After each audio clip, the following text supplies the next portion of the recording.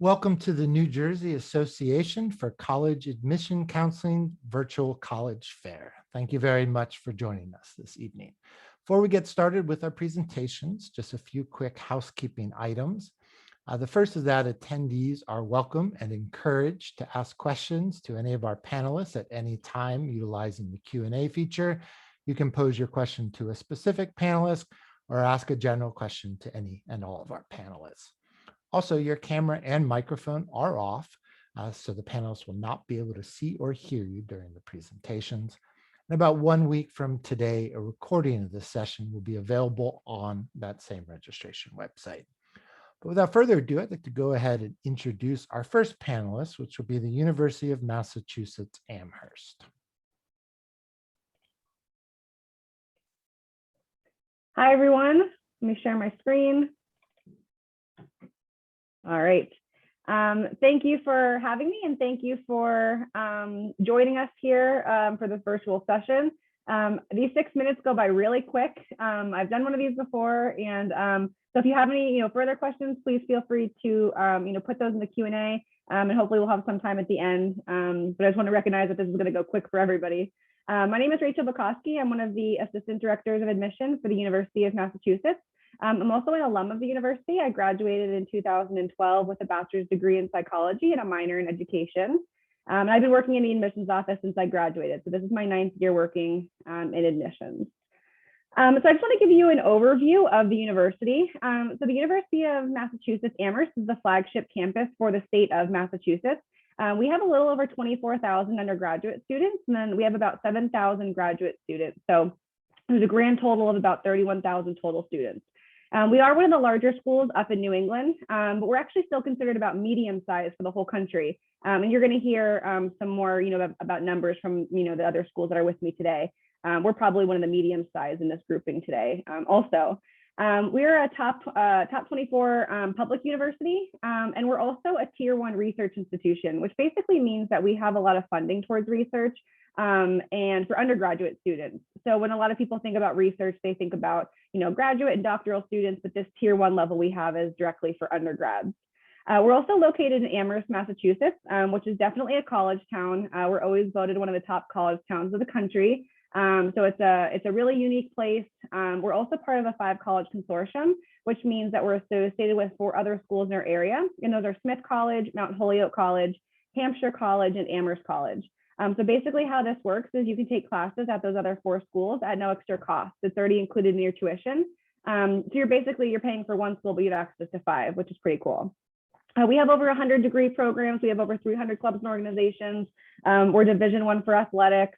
And then my favorite rank, and pretty much the only rank you're going to hear me say, my favorite little stat is that we're #1 in the country for best campus dining for 5 years in a row. So the food here at UMass is absolutely incredible. It's literally the best. Once the world opens back up and you get a chance to visit campus, I highly recommend eating in one of our dining halls because it's the best. I also just want to share this slide. It's just a little bit about our demographics here at UMass. And the whole point of this slide is just to show you that there's students from all over the world, all over the country. And what I really want to hit home here is that what this means is that there will be students who are like you at UMass, and there will also be students who are not like you at UMass. So you're definitely going to be able to find your niche. You're going to be able to find your people. You're going to be able to find your program and what you're interested in, your friend group. But you're also going to meet a lot of people you've probably never met before. And that's actually one of my favorite things about UMass. So I won't go through each one. You can obviously read those on your own. But I just kind of wanted to show you kind of the demographics here. I'm also not going to spend too much time on this one, but basically, these are our schools and colleges. These are not our majors. So we do have over 100 majors. So I didn't want to, put them on the slide. It'd be really small to see. But the main thing here is that you can pretty much study anything you'd like to study. So there's a lot of different majors. We also have a build your own major program that you can do. So you can literally create your own. It's also good to be aware of our competitive programs, and those are nursing, anything in the College of Engineering, information and computer science, and then anything in our Eisenberg School of Management, which are all of our business programs. So those are all competitive, so kind of just good to be aware of those when you're applying to UMass. I'm actually going to skip that slide because it's going to be too much detail. I forgot to take it out actually. So I just want to go over here. These are our application requirements. our application timeline. And basically, it's pretty straightforward. We have early action, we have regular decision, the deadlines are up there. You submit your FAFSA. We actually do have a process where we no longer are deferring students. So that is one kind of unique thing about our campus, that you could be put automatically on the wait list. So that's kind of what that little tab means there. But that's kind of our timeline, from start to finish of when you would apply. But like I said, pretty straightforward. And then this is everything that we need from you. So this is the application requirements. So we are a holistic review process.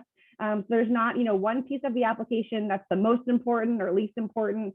Everything is looked at when we're looking at the application. So the transcripts, the extracurriculars, the essay, the letters of recommendation, everything is looked at. It's all part of that holistic review process.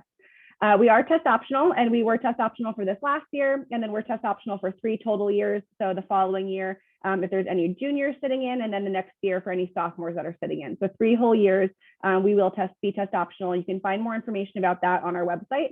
There's more information about how that works here at UMass, because it is a little different at every school you apply to.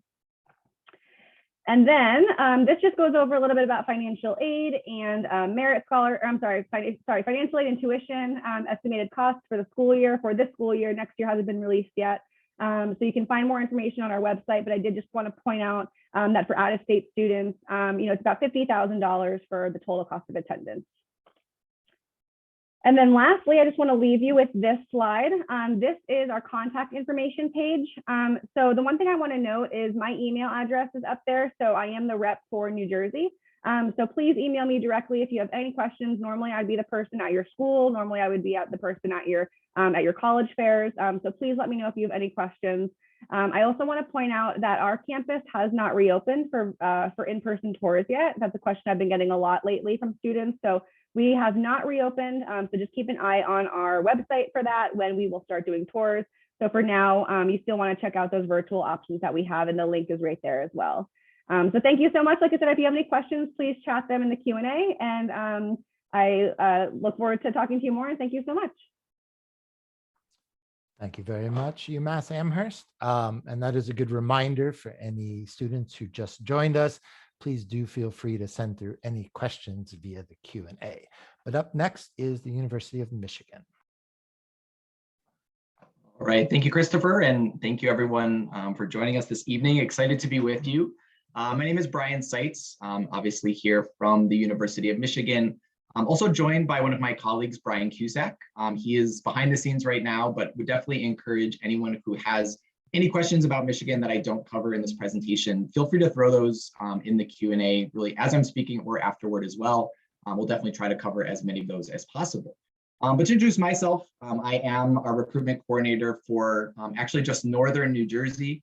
I like to joke that if you call it a Taylor ham, egg, and cheese, I'm probably your admissions counselor. If you prefer the pork roll region, you probably fall under my colleague, Catherine. So for our office, we do split it into northern and southern. Central Jersey obviously is a real thing, just not for our office assignments. But in terms of Michigan, if you have not had that opportunity to visit campus, we are located in Ann Arbor, Michigan. I did see a question come in through the Q&A about if we are offering in-person tours currently. Similar to Amherst, we are not right now. Still TBD as to when that may resume. So we'll definitely share some resources in the chat before we're done tonight about those virtual opportunities. But to speak a little bit about Ann Arbor, again, really a great community and a great opportunity for you to take advantage of really all that it has to offer as a Michigan student. If you haven't had that opportunity to visit campus, it's really intertwined into the city of Ann Arbor itself, meaning not only do you have those resources, those opportunities that are specific to the university and its campus, you really have that broader Ann Arbor community as well. And it's really a city that I like to think of as a combination between a larger city and a smaller town. So you have a lot of that same great culture, a lot of the great resources that you might find in a larger city, but a little bit more scaled down in terms of size and scope. But very easy to navigate and very easy to get to and from really anywhere you might want to go on a day-to-day basis. Now, as a part of that community, as part of the University of Michigan community specifically, you're going to be joining really students coming from as many different types of backgrounds as possible. That's something that's really intentional as we do review applications, as we do try to really build out a class of students that are going to learn from one another and really the many different perspectives that they provide. So what you see on the slide really is just in the sense of geographic diversity, seeing that we do have students coming from not just all across the country, but really dozens and dozens of international countries as well, really has a great value to being a part of this community, to be able to really learn from those other classmates who, as you can see from some of those academic stats, are really excelling in the classroom at that high school level as well. Now, in that classroom experience, we obviously also have students who have many, many different interests. So we want to make sure we have a lot of different majors to obviously accommodate as many of those interests as we can. That includes over 280 different majors, over 14 different schools and colleges. In that, as we like to talk about all these sort of larger and larger numbers, want to make sure that we're also really centering it around the student experience and making it clear that despite our size, we are really able to maintain those important relationships, right? Those relationships that you'll form with your professors, with that 15-to-1 student to faculty ratio that we are able to maintain over the course of your time here at Michigan. Now, one of the things that's, I think, hugely important and a really big selling point for Michigan is just the depth of our research scope. We are the #1 public research institution in the country in terms of funding. And the reason I point to that is really to illustrate that, if you're interested in research, there is a way, and a really tangible way, to get involved and really to do so potentially as early as your first year on campus at Michigan. We are not limited to just research that's going on in what you might associate with research, maybe those natural science fields. There's also research going on in the social sciences, the humanities, the arts. Really, as we talk about those 280 different majors that we offer, students from across any or all of those different majors will have that opportunity to pursue research as a student here on campus. And a lot of our students do take advantage of that opportunity, because really the types of students that we're looking for and that we choose to enroll are really those who are highly engaged. So we want to see that you have some of that experience managing your time, really balancing your academics alongside those activities, and really showing whatever your interests might be, that you really have that drive and determination to get involved in those in a tangible way. So what is illustrated here, those 1,600 different student organizations, is just to say that whatever your interest might be, whatever it is that you're passionate about, we have a way to really continue that and to really build on that in terms of the different organizations that we do offer at Michigan. And really, regardless of what your interests might be, however different those might be from your classmates, one of those experiences that hopefully all of you, or at least the majority of you, will be able to share is that first-year living experience. This is obviously in sort of a pre-COVID world, but we also hope to be in a post-COVID world again soon.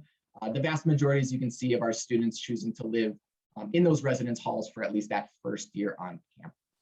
Another great commonality and a shared thing for all of our students, of course, is just that campus pride, that school spirit, which is, of course, in many ways fueled by our athletics, Division I teams across really all of the major sports. I know myself and a lot of my colleagues and a lot of the students we work with are all currently excited about both the men's and women's basketball teams who are just about to start their postseason runs here. So a great builder and indicator of that broader U of M community. In terms of the value of U of M, we can point to the numbers in terms of really those starting salaries and those salaries as they build as the value of the education that you would receive here. But I think also what I like to point to is really just the network and really the community that you're a part of, not just during the time that you're in Ann Arbor and on our campus, that really extends really for the rest of your life. So as you see these different U of M alumni that are really excelling in all of their different fields, that's one thing that they share, is that love for Michigan and really that connection to the place where they spent their college years that, again, does not leave you for really the rest of your life. So thank you again for letting me speak to you guys, and of course, go Blue. Thank you very much, University of Michigan. Our next presenter will be from the University of Florida.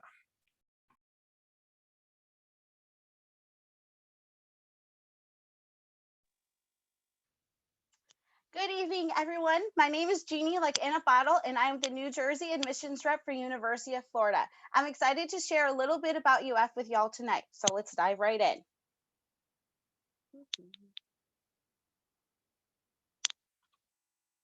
All right, we are ranked number 6 for top public universities in the nation.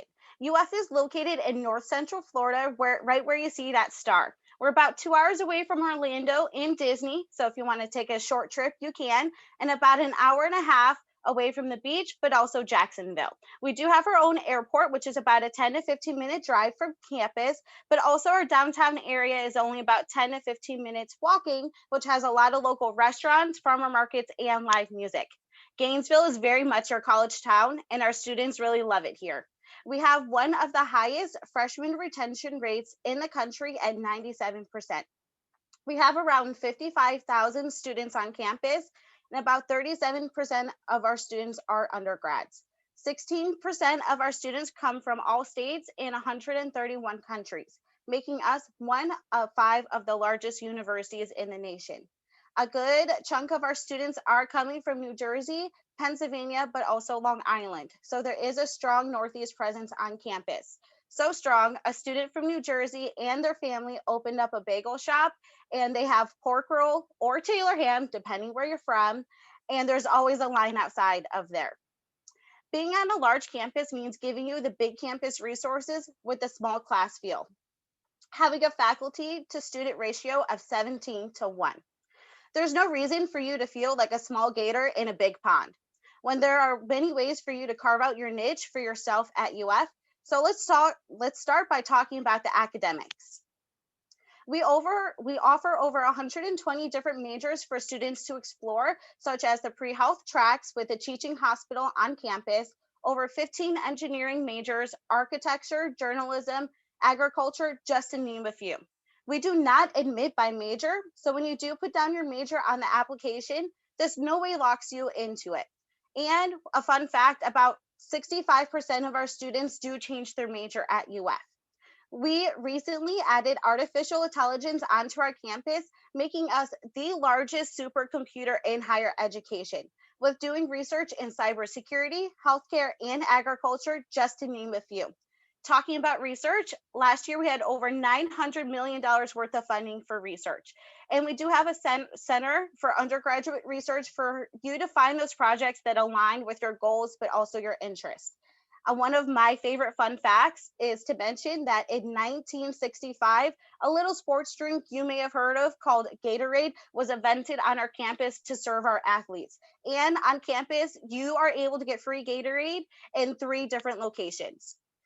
We have one of the award-winning career center, which will help you find everything that you need, such as resume help, prepping for an interview, taking headshots, but also giving you clothes for those interviews. We have one of the largest career fairs in the Southeast that draws employers of all shapes and sizes from not just the state of Florida, but nationally. So now you're wondering, what is there to do outside of the classroom? UF ranks within the top 20 for sending students abroad with more than 3,000 Gators each year, and any major can do it. We do have a very vibrant and active student life on campus, and we usually, in a normal year, have over 2,000 events happening. And this could be guest lectures such as Bill Nye the Science Guy, Stephen King, Pitbull, to just name a few. We also have over 1,000 clubs and student organizations. So if you really want to live out your Harry Potter dream, we have Quidditch, we have a roller coaster design, and we also have skydiving. But we also have the professional and academic focused clubs and organizations. There are over 2,700 teams for clubs and intramural sports. So if you are active now, you can still be active at UF. And what is really great about our club sports is they do travel to the Northeast. So a few springs ago, I was able to see the women's lacrosse team play against Temple. But also speaking about sports, we are Division I, and we are a part of the SEC. So football is a really big event on campus, and homecoming that weekend, that Friday before the game, we cancel all classes in a normal year. And at night, we have what is called the Gator Growl, which is the largest student-run pep rally in the nation. And we've had musical guests such as Passion Pit, Chase Rice, and Ty Dolla $ign, just to name a few. If you really love the outdoors, we have Lake Wahlberg, and this is going to be the place for you. You can canoe or kayak or learn how to. Have outdoor climbing wall and bouldering, and there are trails for you to go mountain biking, but also sand courts for volleyball. If you're interested in calling UF home too, we are both on the Common and the Coalition application, and our application deadline is November 1st. We are still requiring test scores, so please keep that in mind. If you reach all of our deadlines, everyone finds out if they get in or not, which is the last Friday in February. And here's a slide for our information. We do have virtual sessions and a virtual tour, and there's my contact information. Our campus is open, but do realize that some buildings may be closed, but you are able to do a self-guided tour if you'd like to. Thank you, go Gators, and now I'll pass it on to University of Minnesota Twin Cities. Thank you very much, University of Florida. And yes, up next is the University of Minnesota. Thank you very much. Hello, everyone. My name is Alyssa. I am the East Coast Counselor for the University of Minnesota Twin Cities. So I am your New Jersey rep.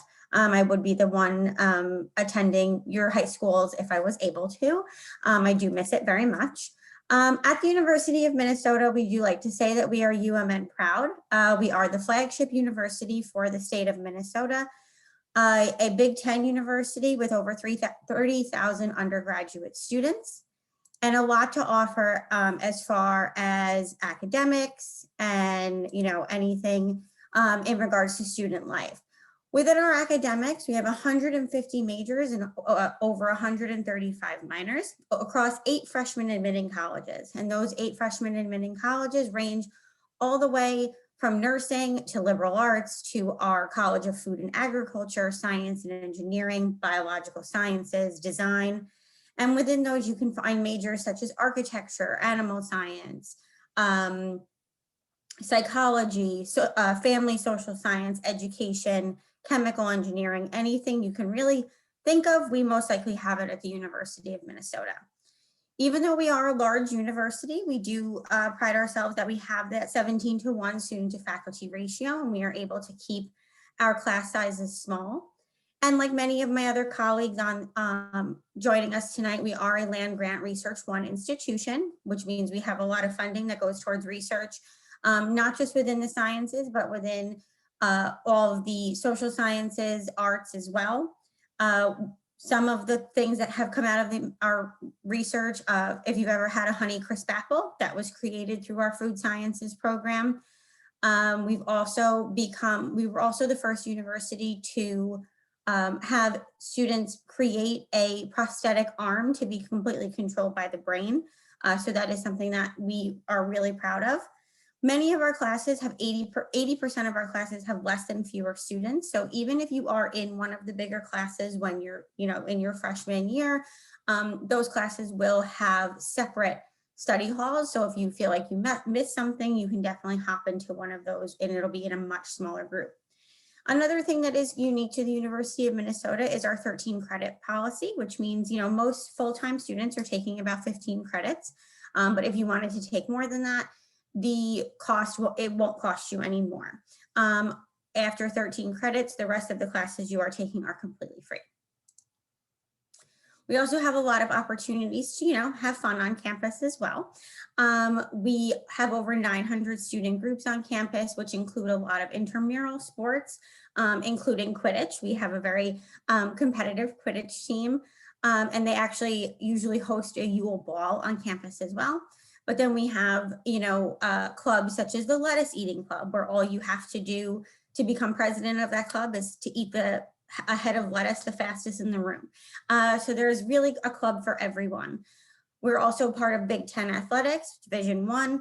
A lot of tradition and pride coming from the Golden Gopher community, which is something that you can really feel once you're on campus.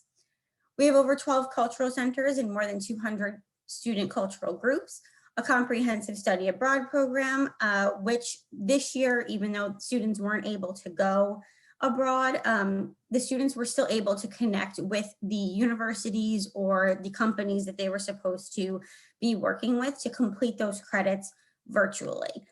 We know it's not the same, but it was still, they were still able to make that a connection overseas, which was really nice. We also have over 35 living learning communities, including our Lavender House, which is our LGBTQ+ friendly housing, as well as Casa del Sol, which is for students who maybe speak Spanish as their first language or are currently learning Spanish and only want to speak Spanish when they are in their living learning community. We also have a very lively surrounding campus, including Dinkytown and Stadium Village, where you can find a lot of super local restaurants and shops. Speaking of our location, we are located in the heart of the Twin Cities. Our campus is spread across Minneapolis and St. Paul and are connected through our campus connector bus, as well as our light rail system that is free for students to ride between campuses.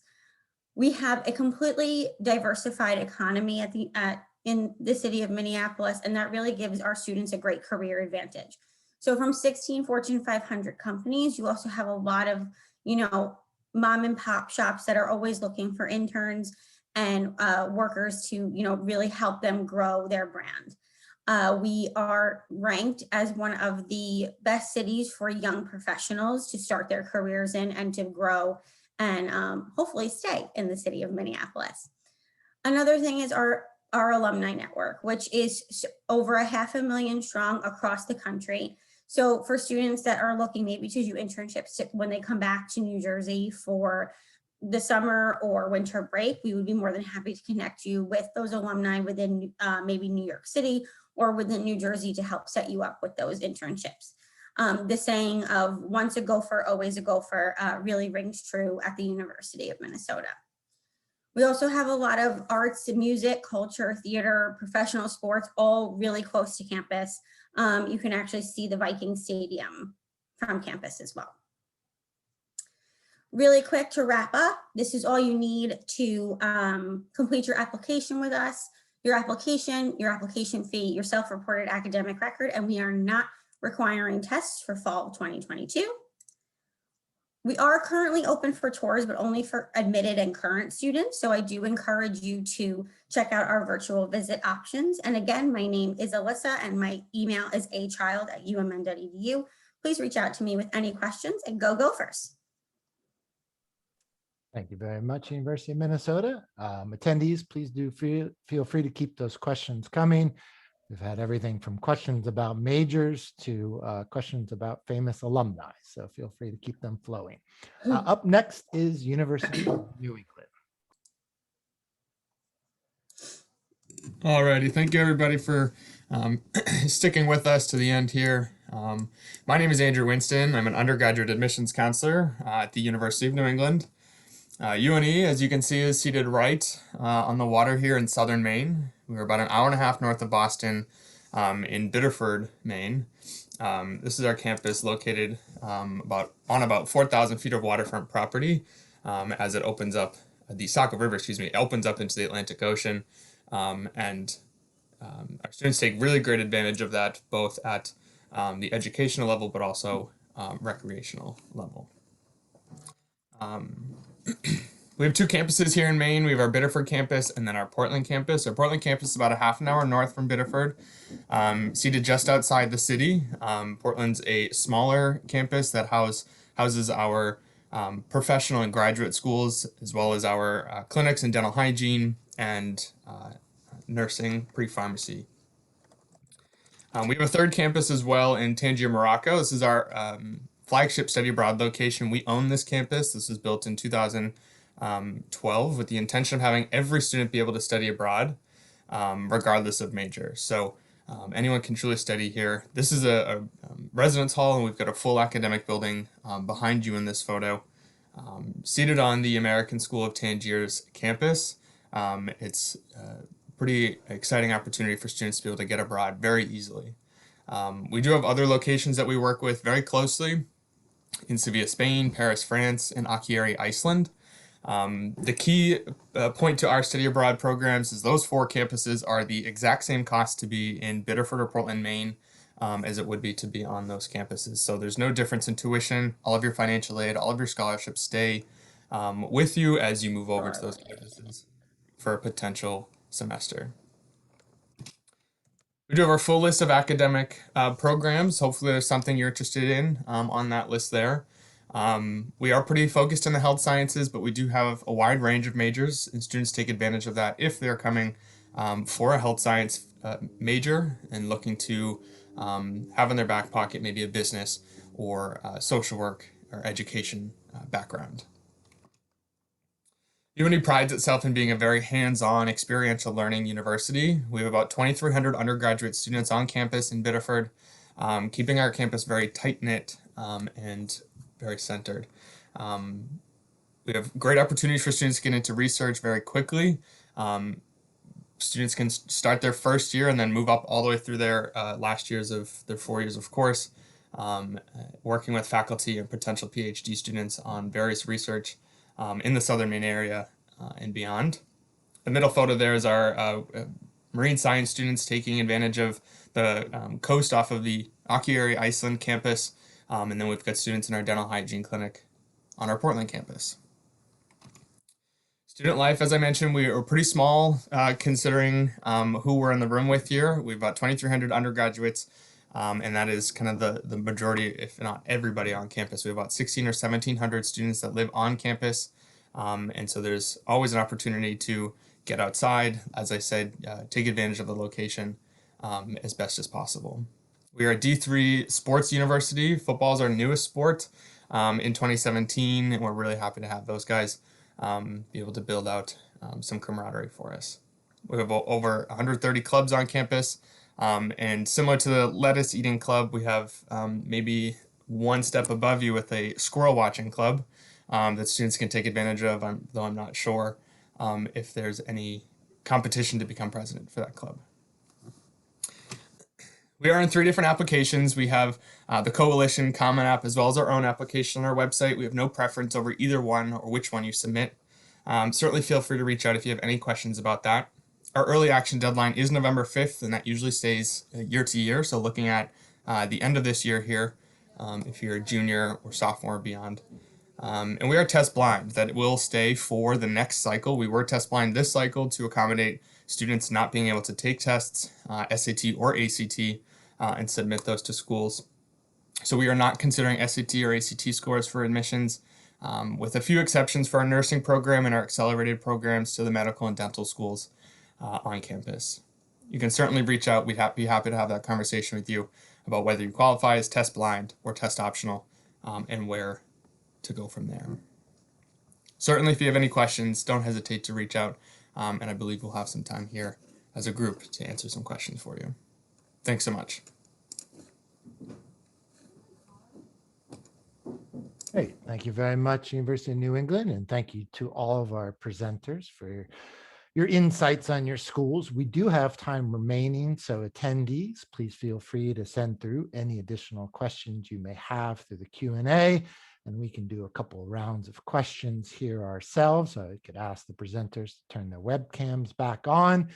And we'll lead off with this question. 6 minutes is not very long. So what's one thing that you did not have time to include in your presentation that you'd like to quickly share, whether that's an event or tradition on campus, a fun fact, a club that rivals the lettuce eating and squirrel watching clubs, or anything else you may want to cover? And we'll go back in the same order. So let's start with UMass. Yes, thank you. I'm glad I have this chance to say something I didn't get to cover, because that 6 minutes goes so fast. So I didn't really get a chance, I feel like, to talk about, like housing and student life. I had that slide that was up there. I do want to mention we are a residential campus, so the majority of students do live on campus. And I did mention that we are located in Amherst, but I didn't really tell you where that was. So it's about 2 hours west of Boston, and then we're about 3.5 hours from New York City. So depending where you are in Jersey, I actually just went down to visit my mom in Jersey this weekend, and it takes me about 3.5 hours to get to her, which she's in the Great Meadows, Washington area. So it's a quicker drive than you think it is. It's actually, I always say, the perfect distance, far enough away where your parents won't, drop in on the weekends and give you a surprise visit, but close enough where you can go home if you want. And so, like I said, we are a residential campus, so the majority of students live on campus. Freshmen are actually required to live on campus, and then sophomores through seniors can still live on campus if you choose to. It's totally up to you. We have a lot of apartments and houses in the area. But again, I just want to reiterate, we're residential. So again, even though freshmen are required, the majority of students actually stay on campus and live. So I just kind of wanted to give a little glimpse into our housing options here at UMass, especially since we're virtual and you're not able to visit campus at this time. And I'll pass it on. Thank you. Michigan? Thanks. So I'm the other Brian. I don't work with students from New Jersey. I'm filling in for Catherine tonight. So if anybody needs her contact info, happy to send that in the chat. Probably the biggest thing that we didn't get a chance to go over is application requirements for this upcoming year. Getting a lot of questions about that. And the short answer is Brian and I don't know yet.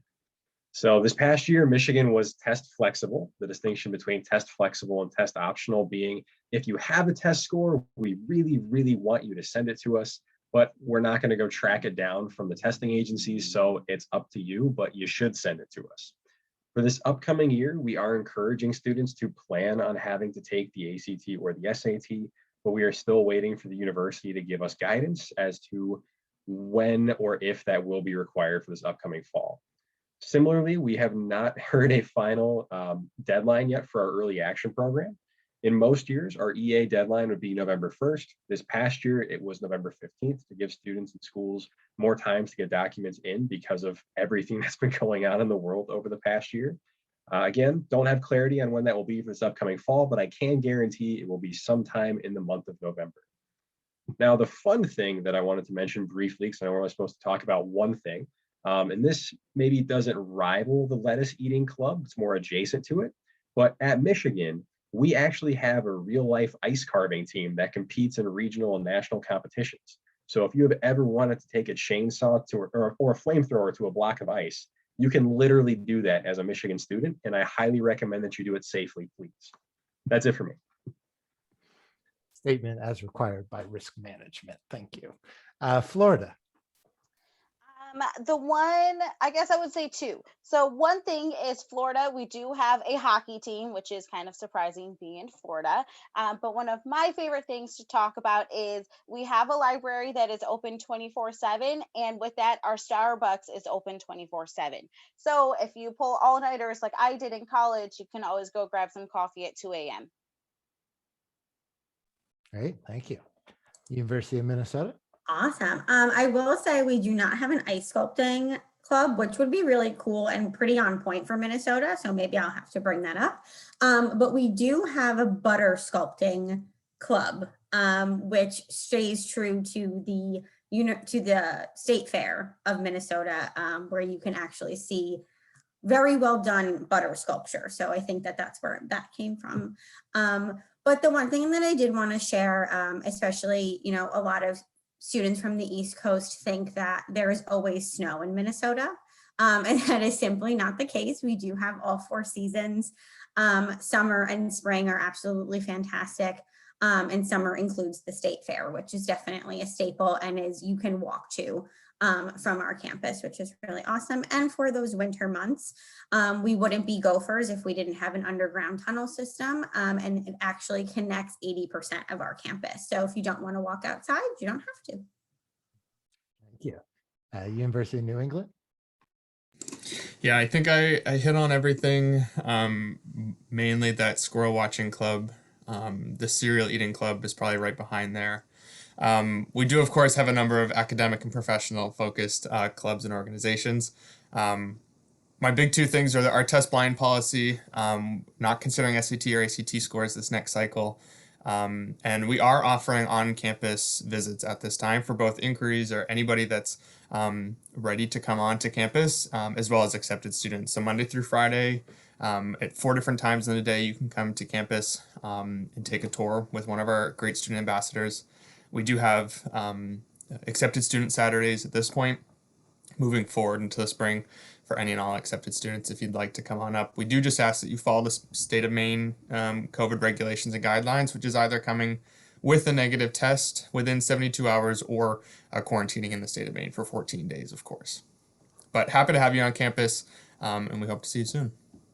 Great, thank you. As we wait for the last Q&As to come in from our attendees, perhaps we can take time for one more question ourselves.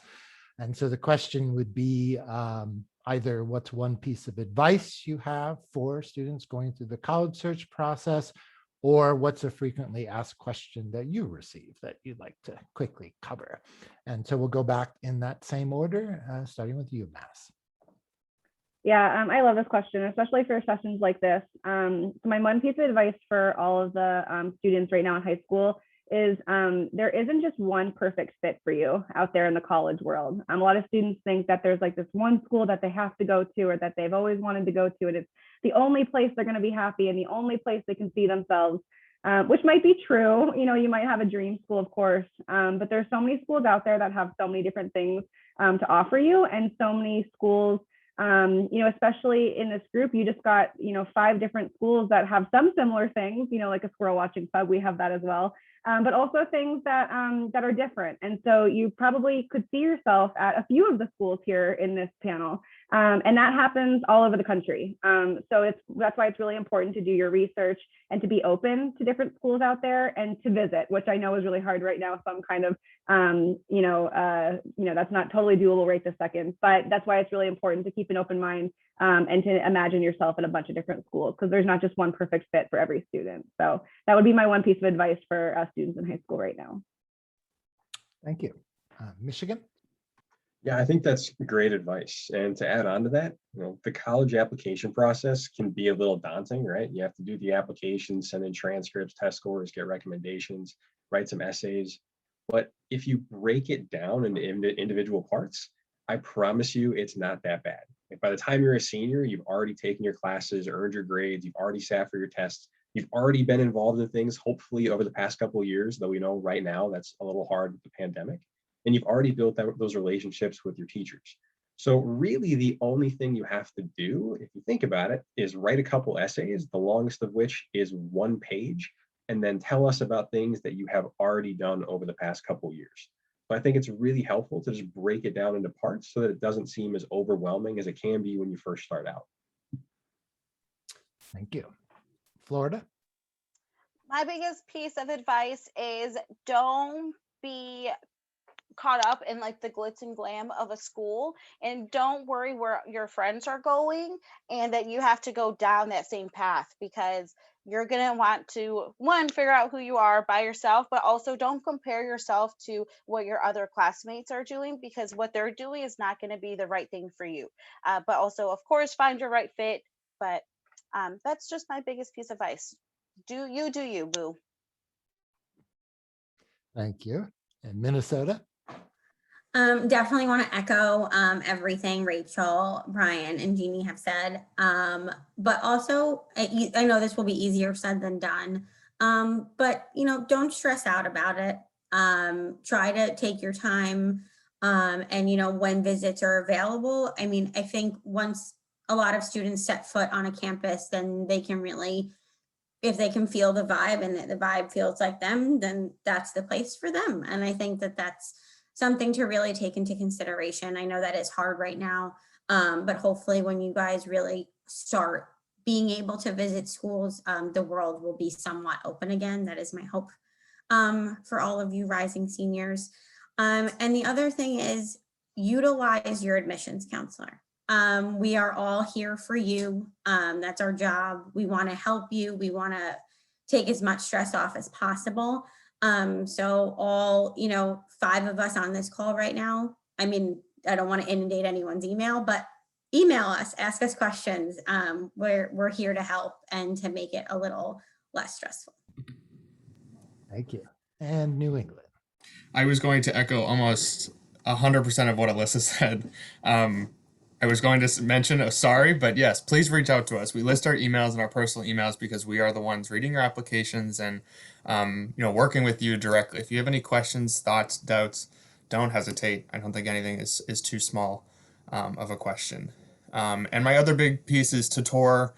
If you can get out and it's safe, please do take advantage of virtual opportunities if you can. Getting on campus, though, makes things real, and I think that can be a big deciding factor for a lot of students once they step onto campus. And I know, as others have said, if you vibe with it, you know, and you're enjoying your presence on campus, and you feel like you can see yourself taking classes there, it makes a world of a difference, I think, in the long run. So, absolutely.